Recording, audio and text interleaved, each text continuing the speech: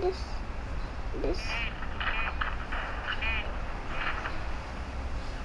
this hidden Mech started wanting to kill this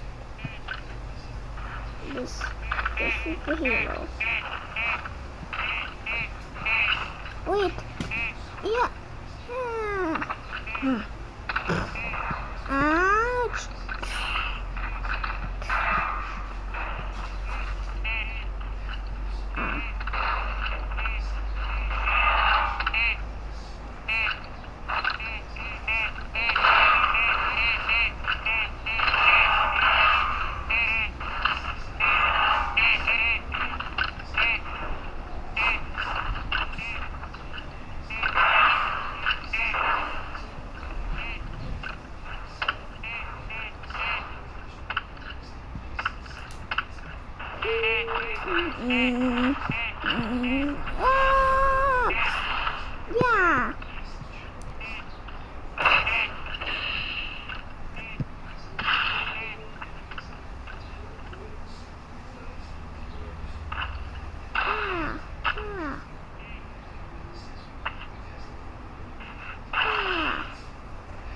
Yeah.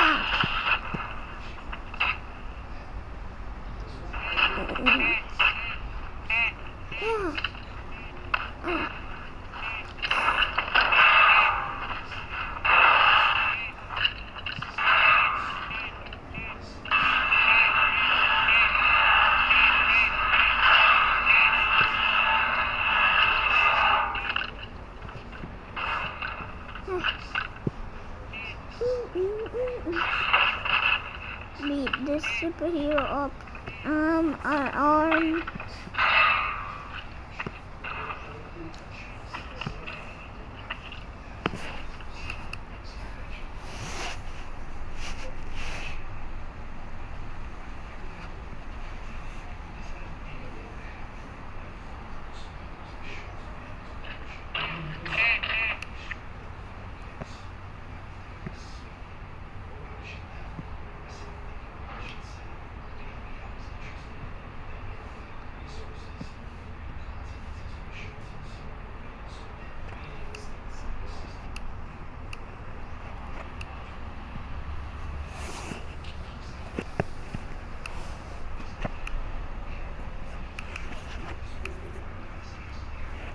Today guys, we're updating the Mech arm.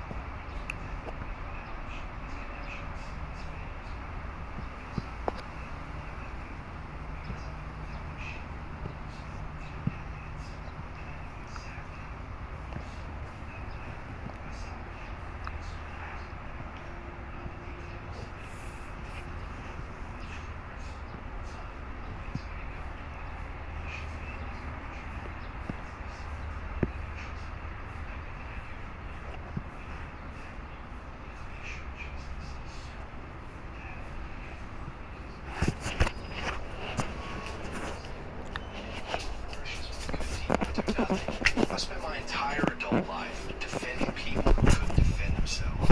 I'm not going to stop now, just because the enemy wears a badge instead of a uniform. But they're powerful. Everyone's afraid of them. Power is an illusion, and fear is a choice. I put my hand on his shoulder. I'm going to show you something important.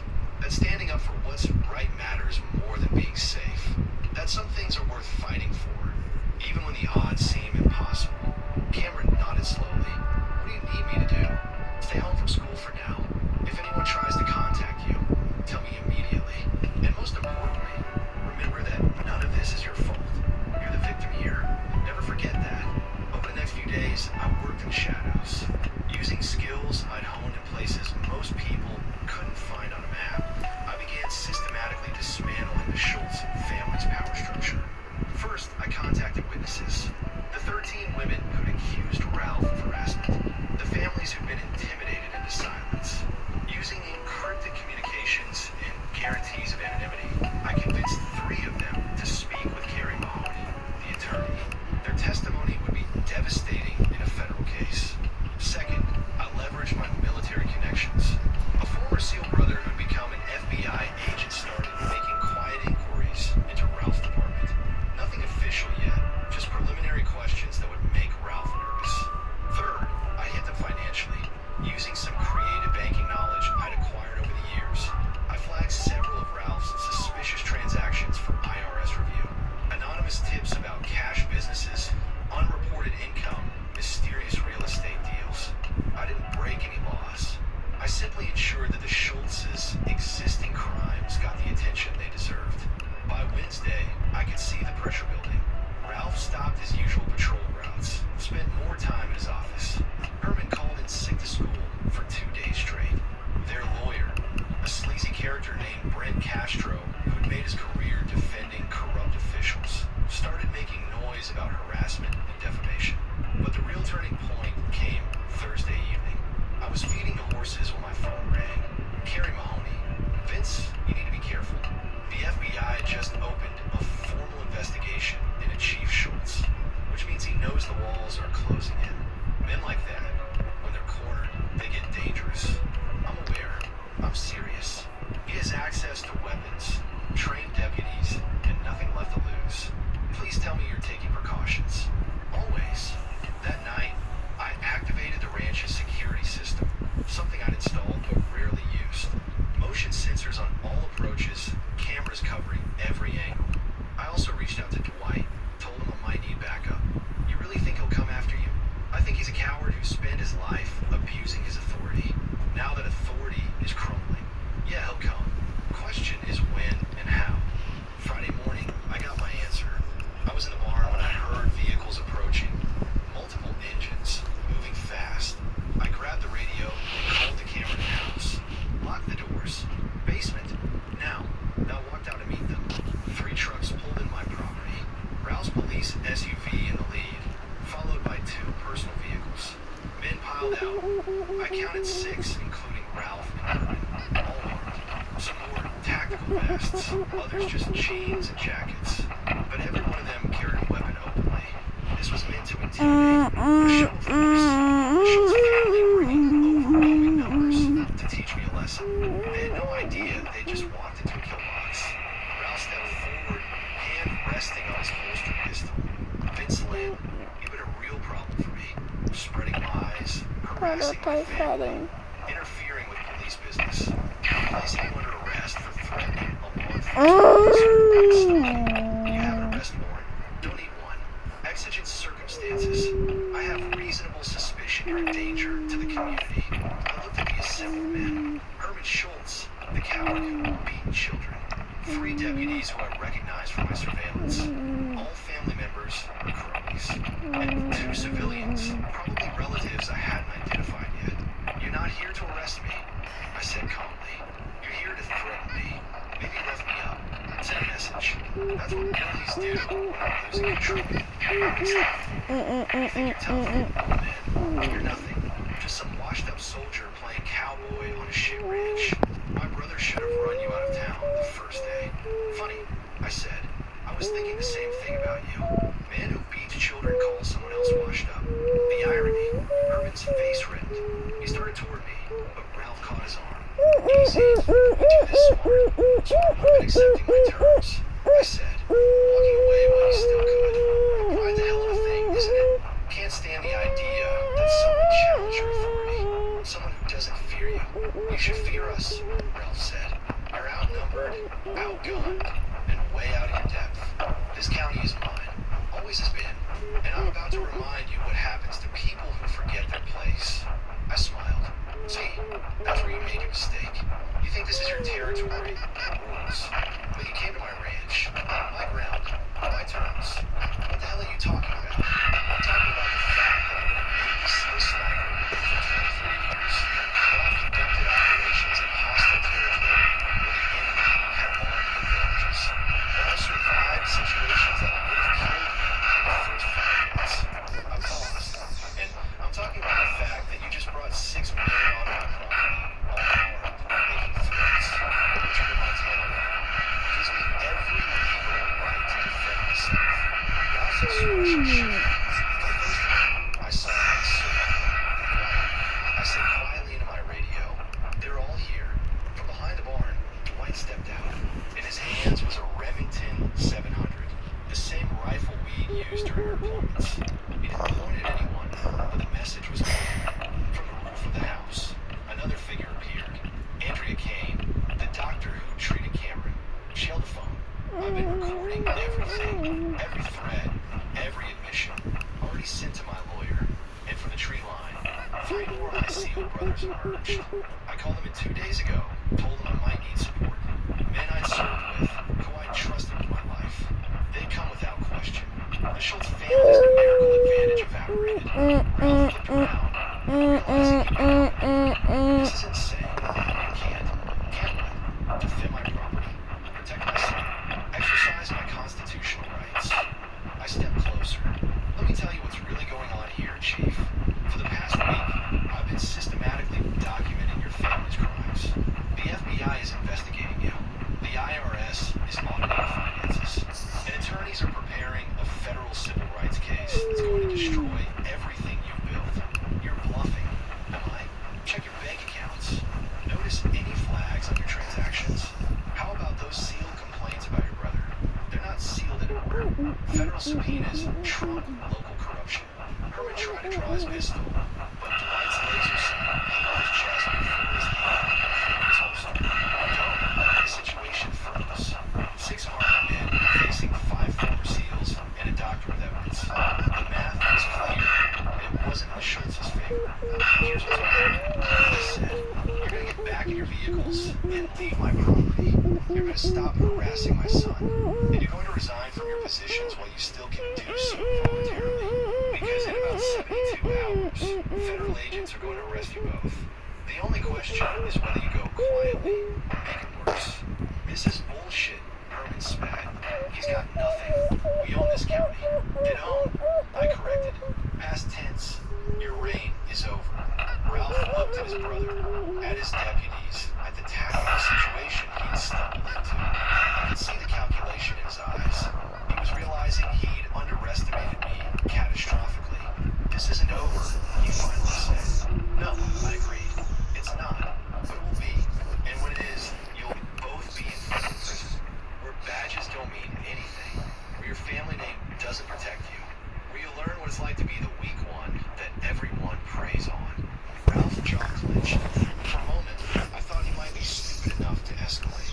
But then he stepped back, gestured to his men. Let's go. They climbed back into their vehicles. Engine started. But as Ralph's SUV passed me, he rolled down the window. You think you've won. You haven't. We got lawyers, connections, resources. We'll bury you. No, I said quietly. You buried yourselves. I just made sure people could see the graves. As their vehicles disappeared down my driveway, Dwight came to stand beside me. That was risky. They could have started shooting. They could have. But men like Ralph Schultz are cowards about it. They're only dangerous when they have overwhelming power. Take that away, and they fold. What if they come back with more men, more firepower? They won't, because now they know they're being watched. Any aggressive move, any attempt at retaliation, it just adds to the federal case. I looked at my old friend. Thanks for coming. Always. Cameron emerged from the house, pale but steady. Is it over? Not yet, I said, but we're winning, and that's what matters. The next 72 hours were tense and uneventful. The Schultz family made no further moves against us. Instead, I watched through various channels as the world collapsed. Saturday morning, the Billings Gazette ran a front-page story about corruption allegations in Clearwater County. Kerry Mahoney had Kili-kili, baho. Baho, kili-kili. the federal investigation. Sunday, 2 deputies from Ralph's department resigned, citing ethical concerns. Word was spreading that the FBI was coming, and rats were abandoned in the ship. Monday, when Schultz didn't show up for work at the high school, Principal Dolan issued a terse statement that Coach Schultz was taking an indefinite leave of absence. The whispers started immediately. Everyone knew what that meant. Tuesday, federal agents arrived in Clearwater County. I watched from town as they entered the sheriff's department, served search warrants, began seizing records. Ralph Schultz was escorted out in handcuffs, not as a fallen officer, but as a suspect. The symbolism was powerful. He was arrested at home. Tignan ko nga yung mga Assault, conspiracy, civil rights violations. Ano, doon tayo magupit o dito na lang? His wife Jane Dito na was lang. arrested for her role Kunin mo yung in delikata. court documents. Even Roxanne, Ralph's wife, faced charges for money laundering through her real estate business. The Schultz family empire, built over 4 generations, collapsed in a single morning. I received a call from Kerry Mahoney that afternoon. Vince, I don't know exactly superhero what just did, but died the after FBI's case is adding even the stronger robot than I using anticipated. They all found his evidence of powers systematic because corruption going back the decades. robot This has would be a actually landmark civil a rights scanner. prosecution. If he scans and We have to detects testify. someone, he Eventually, can kill them by one we've hit. got enough other witnesses that his testimony won't Be make careful, this one the is the case. villain And we'll robot. protect him. Make sure he's not traumatized further. Thank you. I should be thanking you. See you, Whatever pressure you goodbye. provide, it worked. See you on These people are T- going down. That evening, I sat with Cameron on the porch, See you watching on the sun set over the TTQ. Montana rangeland, Hero robot versus villain processing robot. everything that had happened. Dad, he finally said, Did you do something illegal to make this happen? I thought about how to Goodbye, answer. guys. I used skills I learned in military. I gathered information, applied pressure, and made sure the right people saw